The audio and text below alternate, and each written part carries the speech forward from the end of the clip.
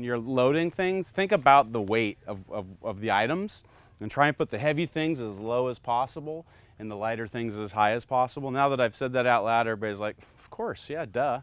But you see a lot of people that have things loaded, especially with top cases and things like that, which allows you to put weight up higher, and it's pretty convenient. And I myself have even made the mistake of bringing a DSLR camera and a long lens and a whole bunch of stuff. I put it in the top case because I was like, you know, I want it to be quick access, and there's nothing more convenient than the top case when you jump off the bike. The problem is I could feel that back there. When I was riding, I was like, whoa, something is wrong. And just having, you know, I don't know how much that weighs, but it wasn't a tremendous amount of weight, but having that weight up high, I felt like someone was wiggling my back end on me. And a couple times was looking to see if someone was playing a game on me or something, but it was just that having that weight a little higher than I should have. So that's something to always think about. If you're using, you know, panniers, which are a great idea because they're secure and strong, and they're good at carrying heavy weight.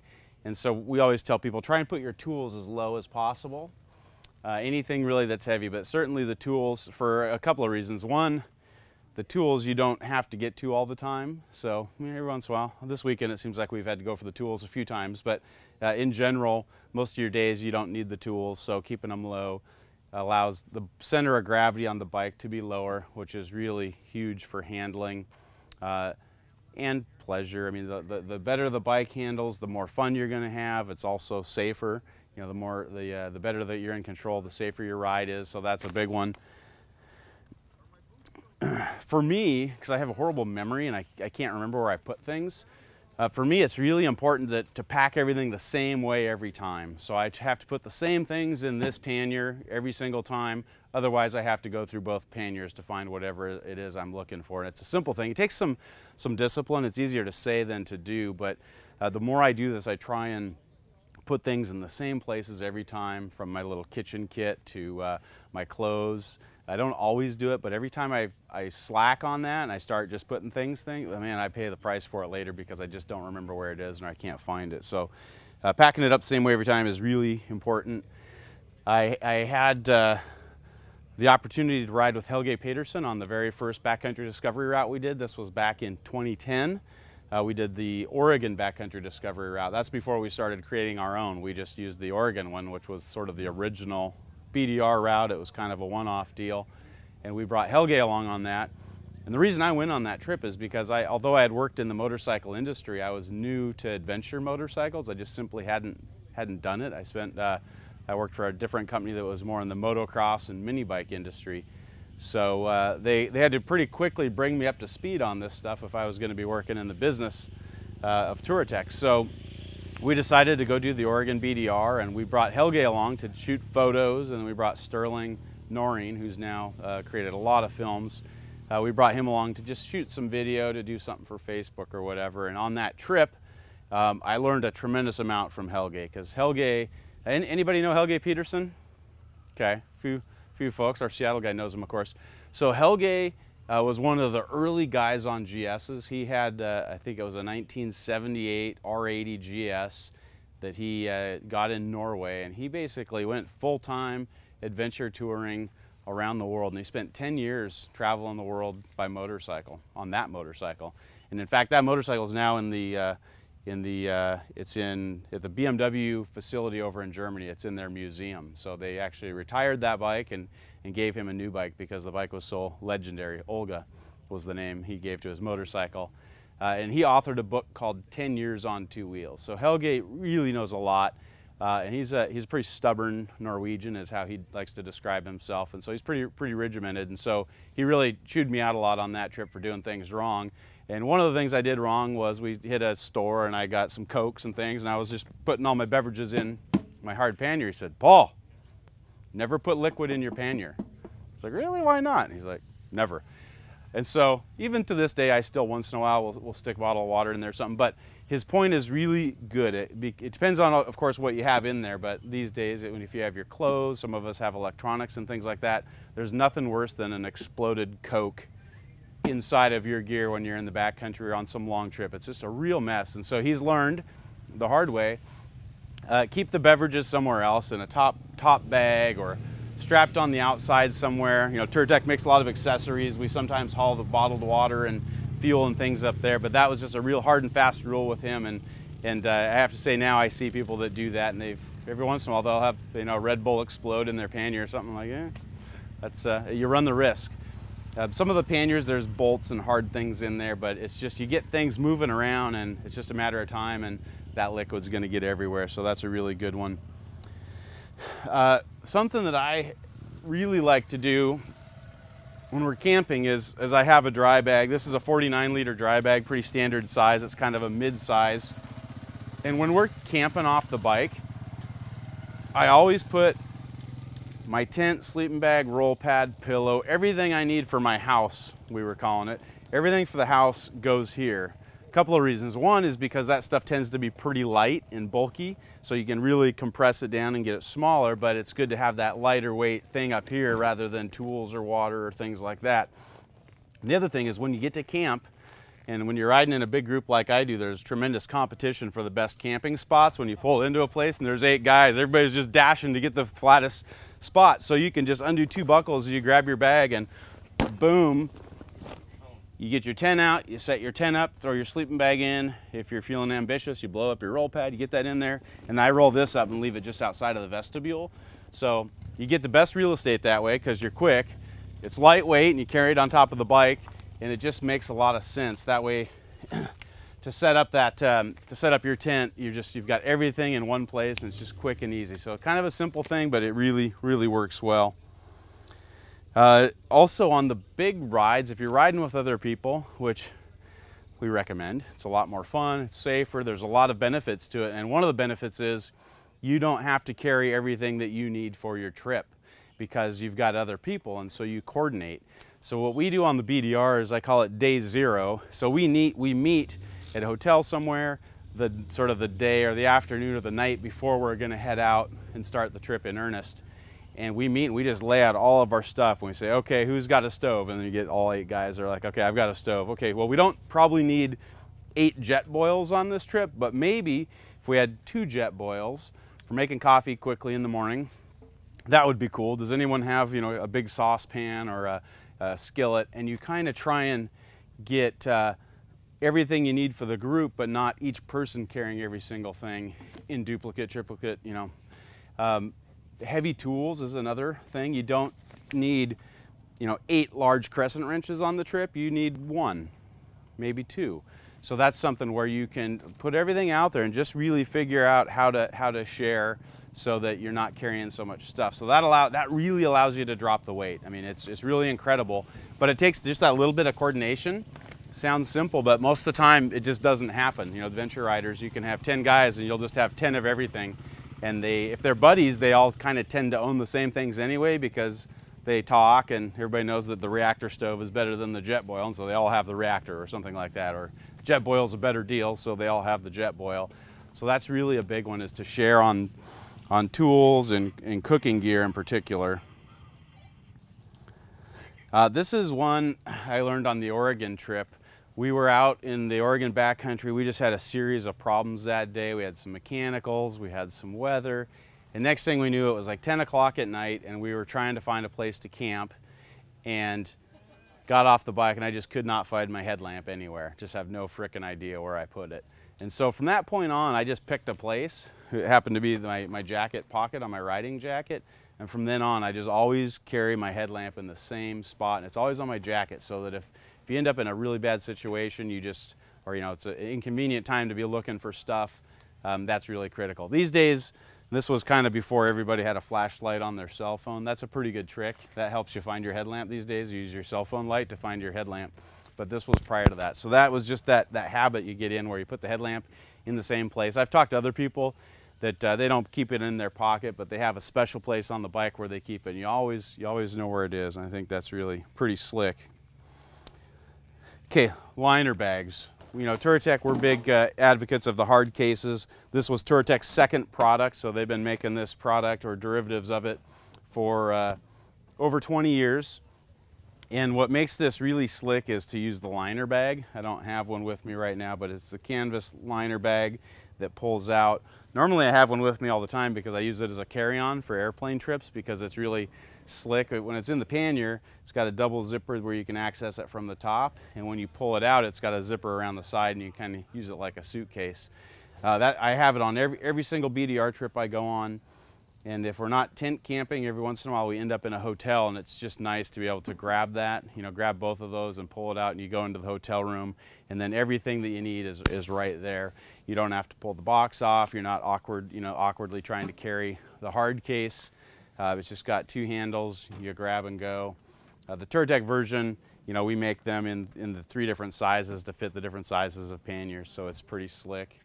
And then inside of those pannier liners, I'm a big fan of sub-organization, I call it. We have these half cubes and quarter cubes, but this really keeps everything from just turning into a soup in the pannier system. It also can force you to limit what you're bringing. So we have some of these that are basically the shape of a pannier. This is a half, so basically 2 of these can fit in the pannier. And we also have quarter cubes that are a quarter size, so you can kind of fit 4 in a level. And I'll take one of these and I'll force myself to make all of my clothes fit into one of these little sub organizers, the socks, underwear, shirts, all that stuff. And then like this one's typically in this case, my extra headlamp. A lot of times I put all my electronics in here, whether it's camera things, memory cards, chargers. Sometimes I put power bars and that in there. Lost my notes there. But the sub-organization, you can use dry bags. There's a number of ways you can do it. Safeway sack or grocery store sack. You can do it a bunch of different ways. But having that sub-organization, so for example, I have one of the cubes that's all my kitchen kit. So when we're setting up camp and it's time to cook, I don't have to go through my pannier and pull everything out. I just go grab my yellow bag, which is double this size, and that's got all my cooking stuff. I just grab the yellow one. I go to wherever we are set up for cooking for that night, and I've got everything I need in that bag. And then when I'm packing back up, everything goes back into there. And you kind of learn the load plan in that, and it's obvious when something's missing. When you go to put it together, you're like, oh, something's missing. Who's got my pot handle or whatever it is? So it's pretty slick for that. And it also helps you kind of budget the space that's going into that bag. So I'm a big fan of those.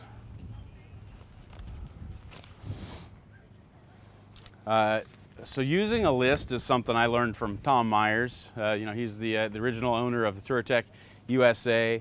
He's an engineer by trade and just a really detail-oriented guy. So on my first backcountry trip, Tom, had a database list that he exported that was all the stuff that he took, and he had everything on that list, including like cash and credit card and gas. I mean, it was like kind of overly done, but we took a version of that and kind of made it a little more standard, and we actually put it up on the Touratech website as a BDR packing list, and it's on our blog somewhere. If you just Google BDR packing list, you can find it, and it's available in Excel format as a PDF and I think as a Word document. I like the Excel. I'm comfortable working in Excel, but you can take that and just customize it for you, and that way when you're packing you can make sure not to miss something.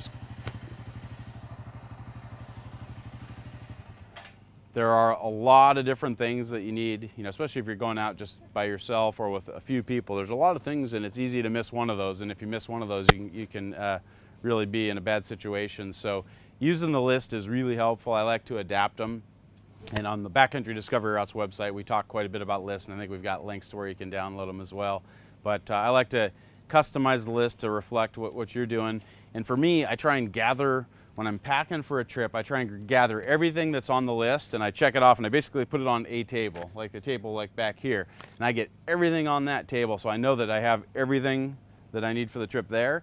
And then from there, I load it onto the bikes. So if you're just kind of going and getting things, putting it on the bike, it's just hard to really go through and make sure that you have everything. So I like to have that little staging area where you get it all to the table, and then it's just a matter of getting it from the table onto the bike, and if there's anything on the table, you know you missed something. So it's kind of just a little trick that I use. Another trick I learned from Helge, he leads tours all around the world. Globe Riders is the name of his tour company. And so he spends months at a time traveling with people, and they have everybody has their own gear. They stay in hotels, so it's not so much about camping gear, but they all have their tool sets. And Helge learned a long time ago to, he color codes all of his tools. So every spanner, every Allen wrench, all that, they all have like red spray paint on every single piece. And that's so that when you're working on it, because typically when you're working on bikes as a group, you get 2 or 3 different toolkits out, and somebody has this and somebody else has that, and you can get the tools kind of shuffled up, or you go to pack up and you're like, hey, I'm missing my this, and nobody really knows. So that's a really slick trick, is to just color code your tools, or anything really. If you're doing kitchen stuff and there's 3 spatulas, just mark it, or with a Sharpie, or somehow put your name or color code the stuff so that in a group you can get your own things back. Compression sacks. A long time ago I worked in the sporting goods industry, Big 5 sporting goods, and we sold a lot of compression sacks. They were great for sleeping bags, in particular the not the down versions, but the synthetics were really bulky, and so we'd put them in compression sacks and really get them down. And that's something that's important on the motorcycle, especially tents, sleeping bags, roll pads. The more you can compress them, the less space they take up and the better off you'll be. So those are a great trick. That one actually, that idea came from Matt Wilson, who's one of the Touratech guys. He and his wife rode from Seattle to Tierra del Fuego 2 winters ago, and so they got a lot of experience on packing and how to load on a motorcycle, and that was his suggestion. This is another one that I kind of learned from Helge, part of this, but it's also been reinforced to me. We've Backcountry Discovery Routes has had the sponsorship with Ex Officio the last few years, and they specialize in travel clothing, like the pants that I'm wearing, the underwear that I'm wearing. Their stuff is really good because it packs small, it dries quickly. A lot of it has bug repellent in it, like these shorts are bugs away. So out here where we're living by the ticks and other insects, it's got a lot of good properties, and it's really good for travel. And their stuff is designed to be washed on the fly, and that's the trick I learned from Helge. He really believes you just bring 2 pairs of socks, 2 pairs of underwear, 2 shirts, that's all you need. So when you get into your hotel or you're at your campsite and there's a creek, you just go wash some of your stuff, just a light rinse, or you can use the biodegradable, earth-friendly soaps that you can get at like REI and places like that. And you just wash the stuff, and then he stays in hotels, so he lays his clothes out on a towel and winds the towel up and really squeegees it out, and then lets it hang out. Oh, did I bump it? Okay. So he dries the stuff. So every night when he gets to the hotel, he'll wash his underwear, wash his shirt, grabs the other pair, wrings them out with a towel, hangs them up to dry, and then the next day he's ready to go for that. So a lot of travelers, at Touratech we get a lot of world travelers through that are on really long trips, and you can almost tell how long of a trip they're on by how few of pairs of underwear and shirts they carry, because they just sort of get into that rhythm. They don't typically bring eight t-shirts and 6 pairs of underwear. Some of the Touratech guys, I was talking to them about this, some of them are like, I like to bring 3, that way you can have one that's on, one that's dry, and the other one that's in that wash cycle, because it is sometimes hard to dry your clothes, especially if you're camping. If you're out in the backcountry, it's not easy. So on the topic of laundry and clothes, this idea came from Eric, who's the guy that organized all the rides out here. He's down below, Eric with the beard and the funny hat. He likes to bring a designated bag for dirty clothes. I don't know about you guys, but my socks smell really, really bad after a day or 2. And so when I go to switch into my new pair, if I don't have time or there's no place, sometimes in the backcountry on these BDRs, there's no creeks, we're just camped somewhere, and there's not really a great place to wash your socks. But having a place where you can stick those where they don't contaminate all the rest of your belongings is really helpful. You can use just one of those little plastic bags from the grocery store or a stuff sack. Eric's trick was he just puts it in with his tent bag, so it's less offensive in the tent bag. Yeah, Jeff. For dirty clothes?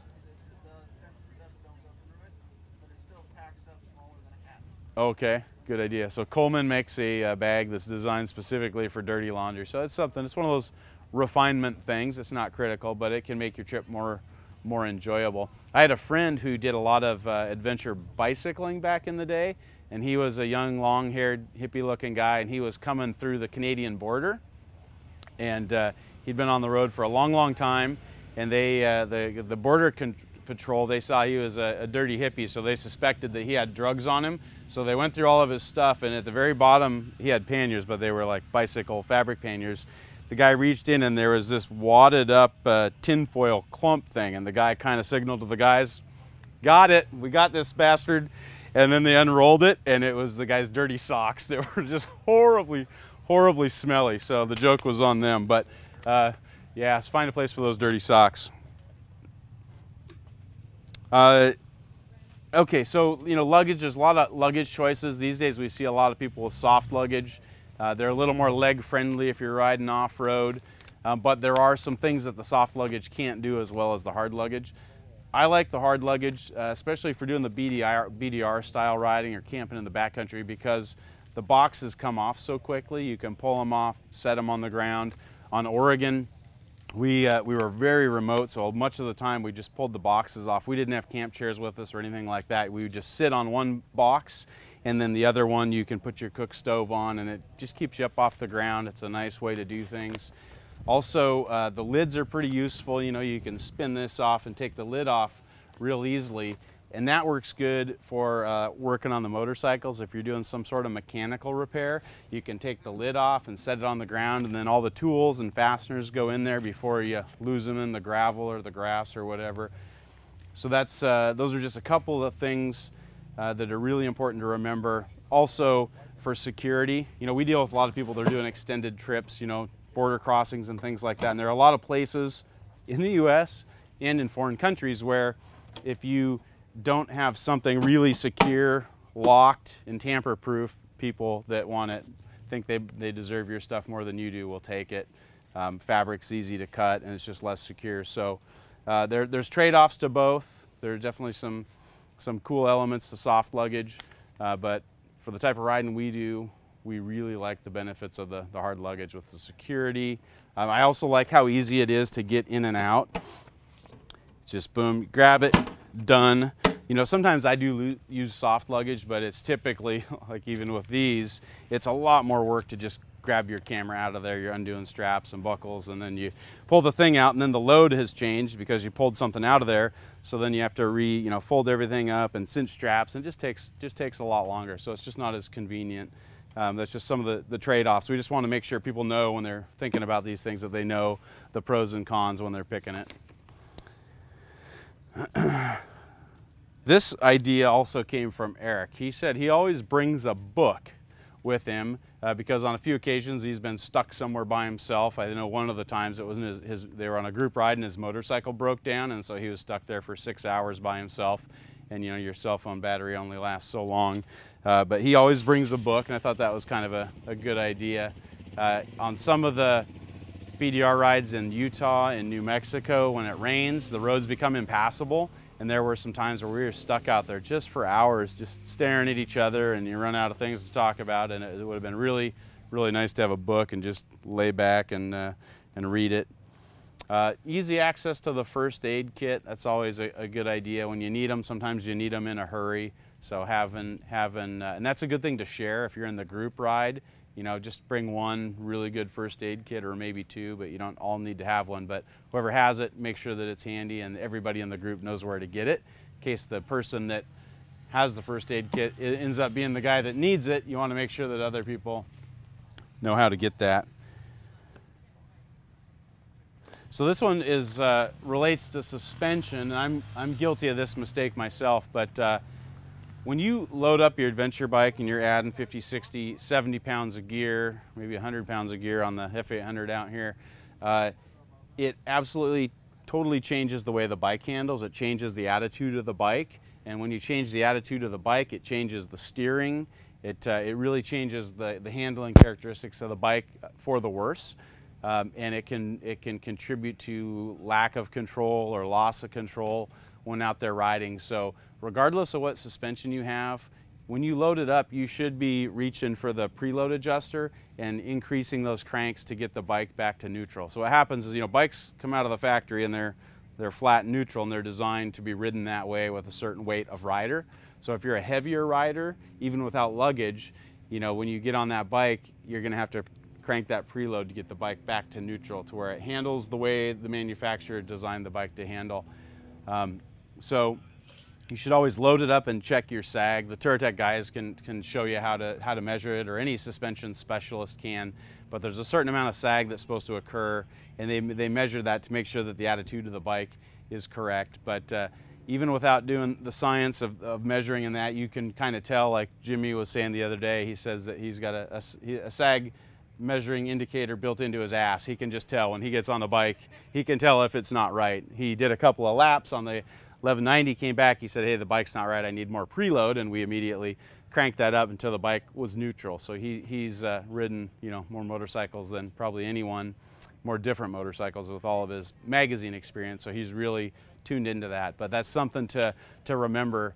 I can't tell you how many events like this I've been to where it's starting to get dark and you see the late arrivals coming in and their headlights are up in the trees because the bike is sagging so far. The headlight's way up off the ground, and that's really a good indicator that that bike is not right. It needs to have the preload.